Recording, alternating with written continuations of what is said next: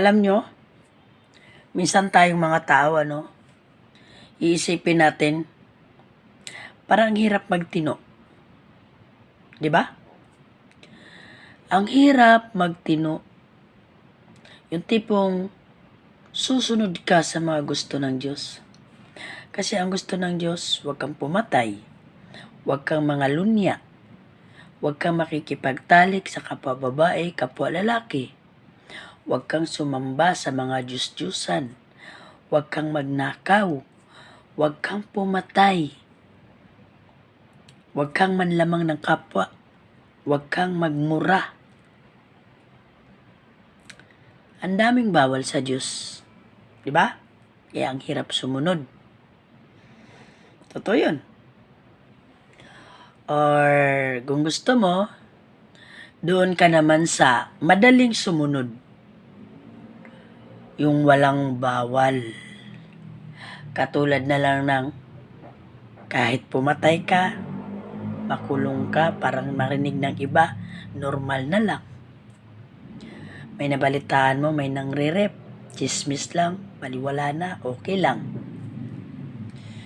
Nabalitaan mo, nangalunya, parang chismis, pagtawanan lang, okay lang. Tapos, mabalitaan mo, tumboy, kapwa babae, nakipagtalik, nagiging mag-asawa, normal na lang. Di kaya yung kapwa lalaki, nakikipagtalik na sa kapwa lalaki na magiging mag-asawa na, normal na lang din sa ating mga tao.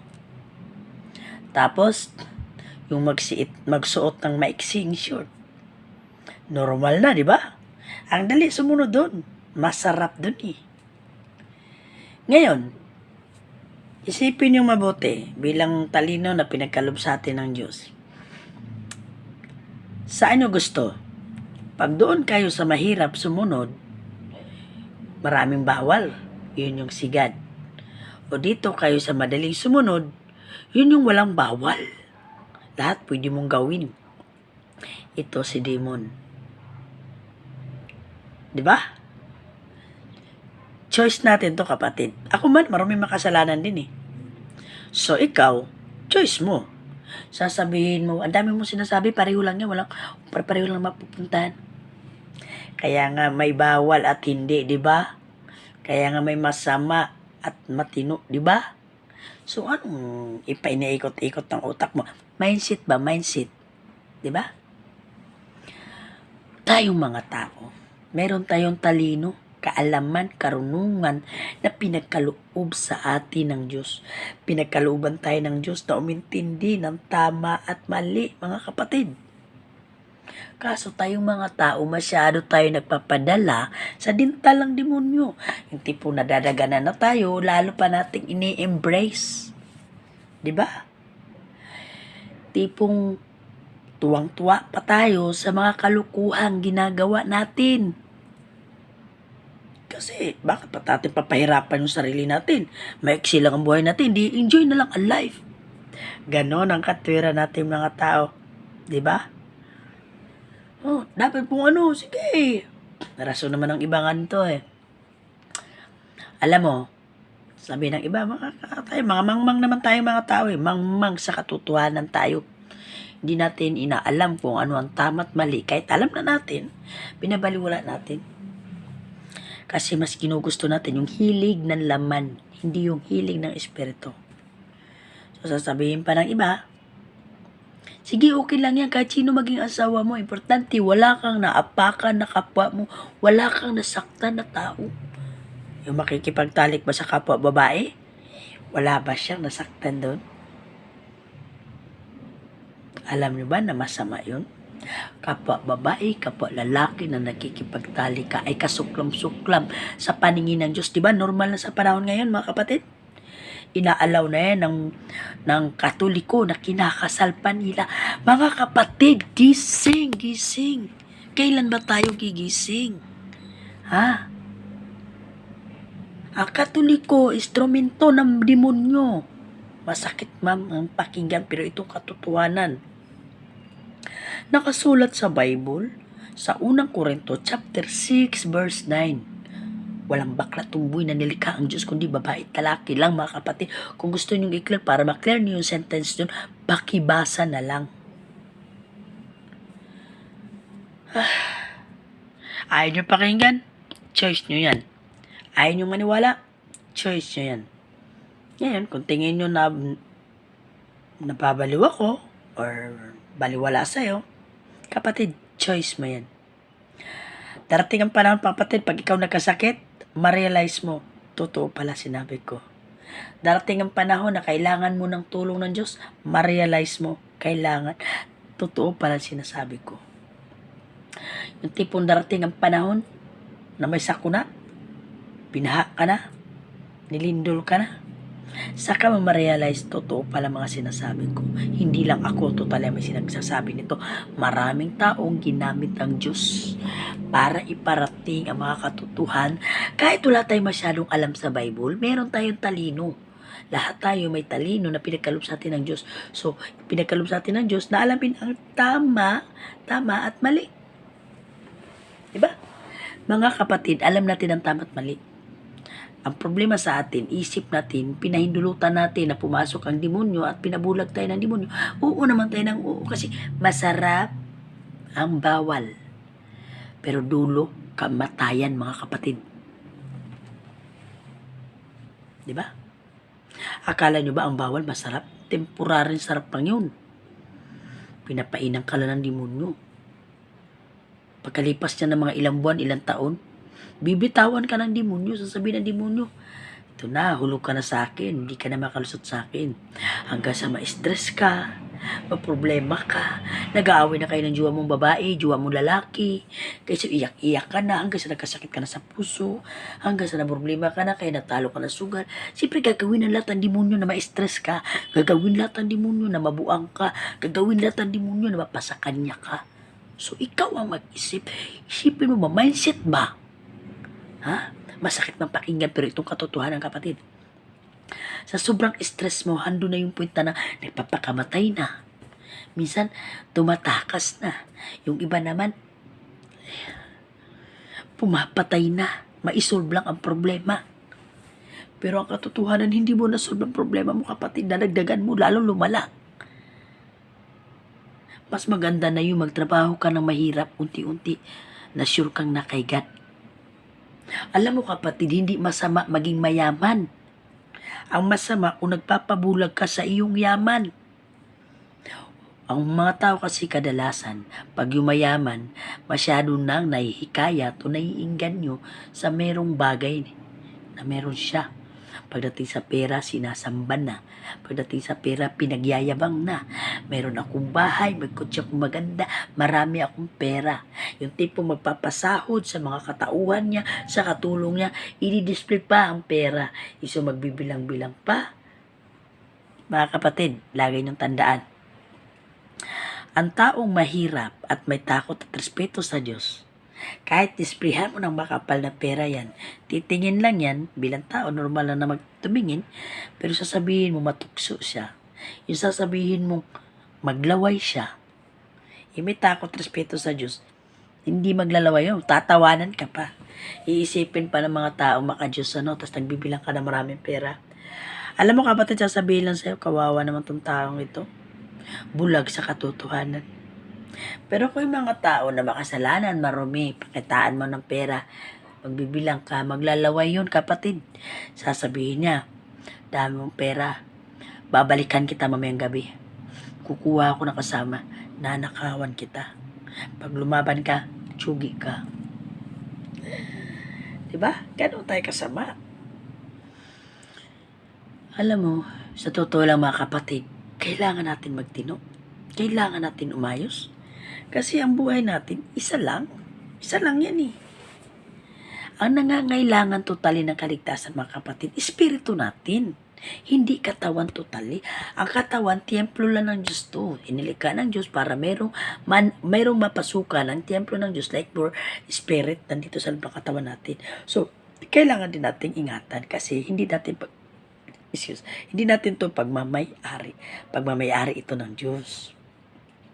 Huwag mong dungisan ang katawan mo. Huwag mong tatuan. Huwag mong sugatan. Huwag mong saktan. Whatever na gagawin mo, ka-issue ka na gagawin mo, parituki mo, pakalkal mo, pa-adjust mo, ay mga ganun. Kapatid, wala kang babaguhin sa katawan mo. Kung ano kang lumabas, ganun mo yan ibabalik. Naintindihan mo, kapatid?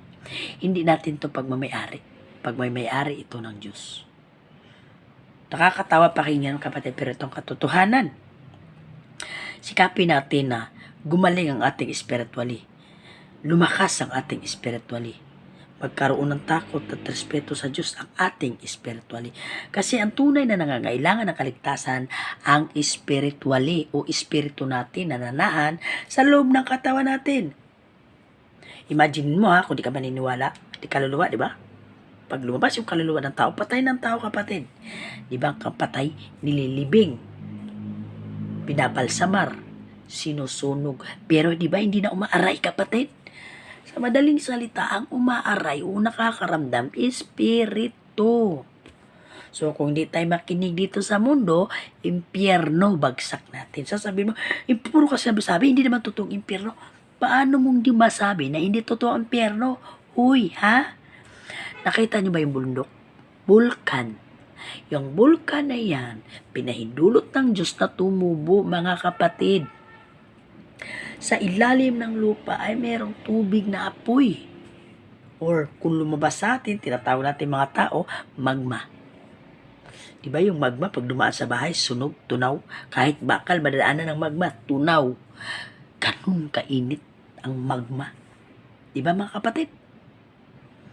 Lahat na nadadaanan ng apoy na yun o magma, tunaw. Anso, lupa, sunog. Yun yung impyerno sa pinakailalim ng lupa. Ngayon, kung hindi ka pa rin makinig sa sa calling ni God para mag-repent, choice mo yan. Yung naiisip mo, bakit mo napanood to? Sa dami namang video dito, ako yung nagsisharing na, pati sarili ko, pinapangaralan ko. Kasi ako rin kasi mga kapatid, aminin ko sa inyo, marumi din ako, makasalanan din ako, so kailangan ko rin mag-repent. Totoo yun. Nangangaral ako dito, pero marumit makasalanan ako. Ang purpose ko dito purpose ko dito kumita sa Facebook. Aminado ako, walang plastikan dito. Walang ikot-ikot na salita. Totoong salita kasi totoo akong tao. Nandito ako sa Facebook kasi gusto kong kumita. Nagre-reels ako kasi gusto kong kumita. Pero di ko in-expect na mag-sharing ako words of God. So nasimula na, nandun na tayo. Kung saan lumalabas sa bibig ko yung mga sinasabi ko. Pero before I start, humihingi ako ng guide sa kanya. Kasi I know naman kasi sa self ko na wala akong alam. Wala akong sapat na karunungan para mag-share sa inyo.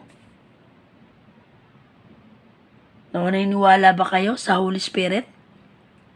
Pag sinabing Holy Spirit, papasok ang Holy Spirit at humingi ka ng tulong dun Humingi ka ng tulong kay God. So, ang Holy Spirit, papasok yan sa iyo at mangusap sa iyo at sa akin, mga kapatid. Na ang sabi ng Diyos, ikaw mismong nanonood ay kailangan mong magsisi, magrepent. Ang kaluluwa mo ay naghihingalo, kailangan ng kalakasan. Huwag kang tumawa at huwag mong baliwalain. Kasi pagdating ng araw, pagsisisihan mo, kapatid. Huwag mo isipin yung sasabihin ng iba na pagtawanan ka kasi nagsisi ka. Ang nakakatawa, mga kapatid, yung mga tao walang takot at respeto sa Diyos. Totoo yan, mga kapatid. Hindi hadlang sa tao na ang hirap, porket mahirap ka. Like for me, wala naman akong narating. Wala akong naging ng buhay. So, inakta sa amin, makakain lang. May pangarap din ako sa mga kapatid tulad nyo. Nangangarap din ako. Mula pagkabata, kapatid, puro ako pangarap, pero walang Diyos. Ganun ako kalupit. Pangarap ako ng pangarap, kung saan, puro gala. Pero walang Diyos na tinanim sa puso. Kung kailan tumanda, saka pa na-realize na hindi ko pala kaya na wala si God. Ganun ka rin, kapatid. Yung tipong, palagay na lang natin, mayaman ka na. Sagana ka na, may kotse ka na. Kapatid, ang pagiging mayaman mo is not enough para lumigtas o maligtas ka. Kahit sabihin mo nagsisimba ka araw-araw, kahit sabihin mo Christian ka, sasabihin mo nagbibigay ka ng ikapo. Kapatid, is not enough. Gisingin mo rin yung spiritually mo. Malakas ba? Yung magsisharing ka ng words of God, yung nakikinig ka ng mga sharing on words of God, isa yan sa way para magkaroon ng strength yung spiritually natin. Reading Bible every day is the big yan, kapatid. Big na changing yan sa kaluluwa natin. Ganun lang yun. Kailangan natin magsisi, mga kapatid. Kasi ang kaluluwa natin, delikado na, naghihingalo. Ang dami ng mga sakuna, mga kapatid. Hindi nyo alam, baka sa sunod taon, ilang taon. Hindi natin alam kung kailan katapusan ng mundo. Pero tayo, hindi natin naalintana. Alam mo, sinasabi pa ng mga mangmang, hindi naman totoo yung mga sinasabi nyo. Na may katapusan ng mundo, katapusan. Di ka naniniwala sa katapusan ng mundo, bakit namamatay pa ang tao?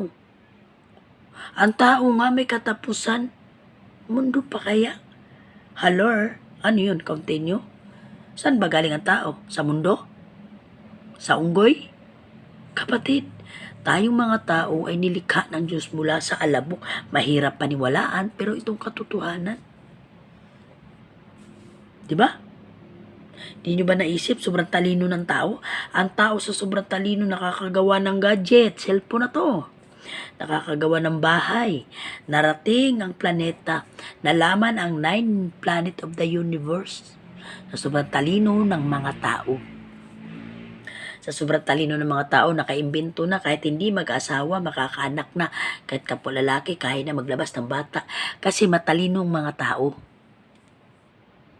What if pa kaya yung lumikha nito? Diba si God? So imagine mo, ikaw tao. Matalino ka, marunong ka, may alam ka. So, sino naglikha sa'yo? Ang unggoy. Kasi ang kasabihan ng mga tao, ang tao daw, galing sa unggoy. Kabang-bangang salita yun. Tayong lahat ay galing sa Diyos. Lahat tayo ay nagmula sa alabok, nilikha ng Diyos. Inanyo na tayo ayon sa kanyang wangis. Natuwa siya sa atin. Pinagkaloob niya sa atin. Lahat ng kaalaman, karunungan, katalinuhan, pinagkaloob niya sa atin. Lahat ng hayop dito, maliliit man o malalaki, pinaindulutan ng Diyos na sa atin sumunod at matakot. Ang hindi lang pinagkaloob sa atin ng Diyos, mga kapatid, ay yung alamin niyang sitwasyon sa langit. Yung alamin natin ang sitwasyon ni Papagad sa langit. Kasi nababasa na ni God. Sige nga, tingnan ko nga kung ano magiging ending. Aapakan niyo ako sa pagiging Diyos, magiging astang Diyos kayo. Minsan, tinatanong nyo ba sa sarili nyo? Ganun naman pala, may mabuti, may masama. Bakit pinaindulot pa ng Diyos na mapunta pang tao sa impyerno? Kasi mga kapatid, doon binabase ng Diyos kung gaano mo siya kamahal. Pinagkaluban nga tayo ng talino, di ba? Kaalaman. Imaginin mo kapatid, imaginin lang natin. So wala nang wala nang masama, wala nang mabuti. Walang masama, walang mabuti. Puro na lang kabutihan. Kasi ayaw mo naman ipandulot na malaman mo katotohanan at mali. Inilikha lang tayo ng Diyos. Wala tayong alam. Di natin alam. Wala tayo. Basta kayo nilikha tayo. Tao lang, huminga, ganyan. Ngayon, paano ka nidiskarte ng pagkain mo? Wala ka namang alam eh. Yayaman ka ba kaya? Malalaman mo pa ba tama at mali? Wala kang alam, di ba? So, pinagkaluban tayo ng Diyos ng talino, kaalaman, subtal, malalaman natin ang bawat sulok, ang bawat pangyayari, at ganun yun mga kapatid. Huwag na tayo magpakabulag, huwag na tayo magpakamangmang sa gawang masama. Si Demon, binubulag tayo. Si Demon, ipinupos tayo sa impyerno. Yun ang katotohanan mga kapatid. Lahat gagawin ng demonyo, mapasakanya tayo. Huwag tayong pumayag. Huwag natin pahindulutan na maghari ang demonyo sa atin dahil wala siyang karapatan sa atin. Jesus name, lumayo ka demon. Ganun lang. Magbitaw ka lang ng words na yan. Automatic, step by step, every day. Every time na manghihina ka, every time na matutukso ka, Jesus name, lumayo ka demon. Alam niyo mga kapatid, kahit sasabihin mo sarili mo, kahit sabihin mo sa akin, hindi yan, ano ka lang, mahal ko ang Diyos. Alam ng Diyos yun kung gaano ko siya kamahal. Alam ng Diyos yun. Diba? Yes, I know kapatid, lahat tayo mahal natin ang Diyos. Kahit gaano karamit makasalanan, mahal ang Diyos. Mahal ang Diyos. Walang tao na hindi nagmahal sa Diyos. Tandaan mo kapatid. Pero hindi lahat ang tumatawag sa Kanya Panginoon ay papasok sa Kanya ng langit. Kundi yung mga tao lamang na sumusunod ang Kanyang kalooban na nasa langit. Hindi porket sa Panginoon, mahal na mahal kita. Kahit mga pastor, kahit sino ka pa mga kataasan, hindi papasok sa langit. Kahit mga pari pa, kung sino pa yung mga pari, pastor, mga pangalan dyan, mga pasimuno sa mga ano, kahit magaling sa Bible, kung walang, kasi yung nababasa niyan dito kapatid, yung heart, si God ang nakakasiyasat ng puso at nilalaman ng isip at puso natin. Hindi porket di magaling ka sa Bible, pasok ka na sa langit. Di kapatid. Ang Bible ay gabay sa atin, guide sa ating mga tao. Meron mga tao, pampatid binabasa ang Bible. Mula pinag-aralan nila, nag-aaral sila sa Bible Kabisado nila, ang yabang na nila, minsan pagkikipagdebate pa dahil sa Bible. Ang Bible, mga kapatid, ay gabay nating mga tao para alam natin ang tama't mali at katotohanan at mai-share nyo sa iba ng ayos. Hindi yan pinakidebate. Pakikipagdebate ka na sa Bible kung yung Bible o salita ng Diyos ay binastos na. Like yung sinisingit yung santo-santo, binastos na yung Diyos, dyan mo ilabas ang talent mo. Pero yung pagmamayabang mo na ganito magaling ka sa Bible, kasalanan niya kapatid. Lalo na kung nakikipagdebate ka sa mga taong uhaw kaluluwa, gutom spiritually, na dapat tulungan mong gumaling, tulungan mong magkaroon ng karunungan, kaalaman, pero pinupos mo.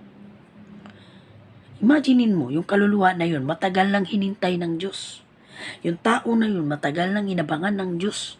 Yung tao na yun, marumit makasalanan, gusto magsisi, pero nang dahil sa kagagawan mo, pag oras na tao na yun at napahamak at kagagawan mo lang, nang dahil sa church nyo, at kagagawan mo na umalis sa lugar nyo, umalis sa church nyo, at nagkasala siya, at namatay siya na hindi na nakapagsisi ng tuluyan.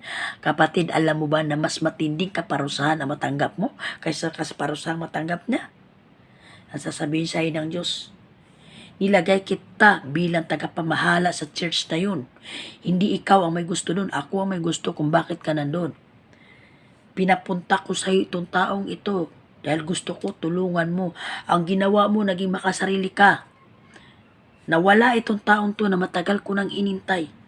Pero, ang ginawa mo, hindi mo siya tinulungan hanggang sa umalis siya. Napahamak siya. Ngayon nakikita mo siya sa impyerno, doon ka rin pupunta. Sabay ihulog ka ng God ng mga anghel.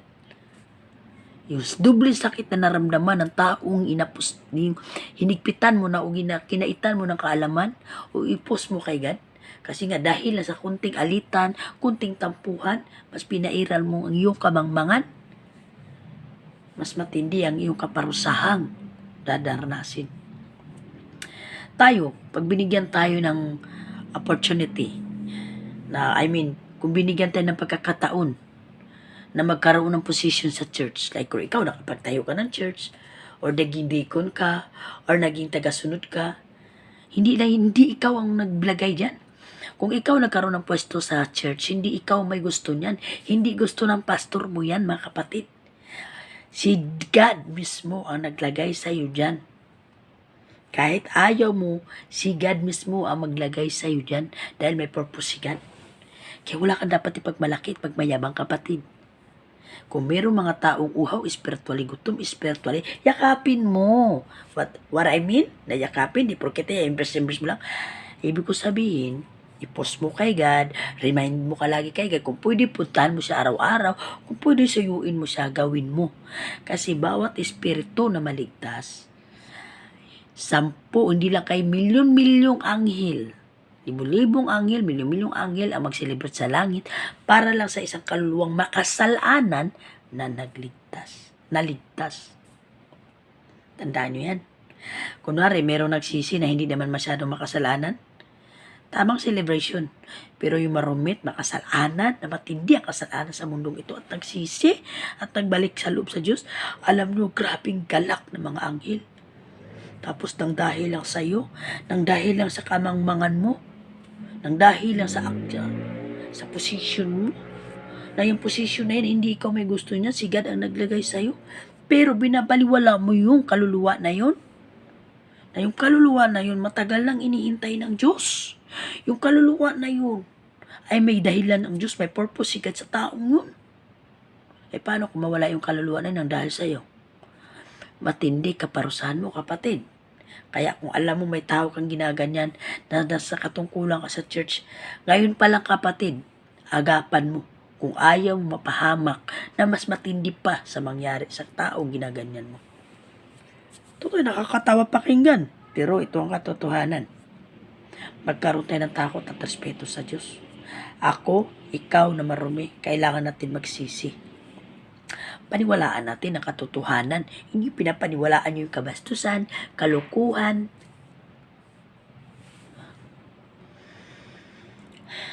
Minsan mag-isip tayo, gamitin na lang natin yung utak natin, talino natin, na pinagkaloob ng Diyos sa atin. Alam naman natin yung tama at mali. Kaya gisingin natin. Makinig ka sa mga sharing words of God. Walang mawawala sa iyo. Lalakas pa espiritu mo.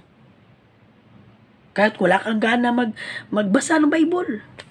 Hindi ka pa masyadong magaling mag-pray. Yung sharing lang. Pakinggan mo yung mga sharing. Unti-unti i-change ni God yung mind mo. Hanggang sa mag-pray ka na. Pag meron na everyday na meron ng ganyan. May communication ka na kay God. Hanggang sa magka-interest ka na magbasa ng Bible. Hindi po ang sarap na magbasa. Ganun lang yung mga kapatid. Repent tayo. Kasi di natin kaya na wala si God. Lagi nating tandaan. God calling us, you and me. Repent.